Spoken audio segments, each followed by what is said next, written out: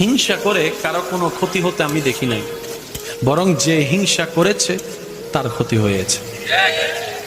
অহংকার করে কাউকে আসলে ছোট করা যায় নাই, অহংকার করে আমরা নিজেরাই ছোট হয়ে জাহান্নামের দিকে এগিয়ে যাচ্ছি। অন্যকে ধ্বংস করার প্ল্যানিং করে কারো ধ্বংস এই পর্যন্ত করা যায় নাই, বরং যে ধ্বংস করার প্ল্যানিং করেছে কোনো না কোনোভাবে অন্যভাবে ধ্বংস সে নিজেই হয়েছে।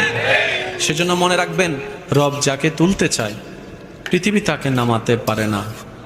রব যাকে একবার নামাতে চায় পৃথিবী তাকে তুলতে পারে না। সেজন্য উঠতে যদি মন চায় সে রবের দরবারে মাথাটা ঝুঁকাই দেন।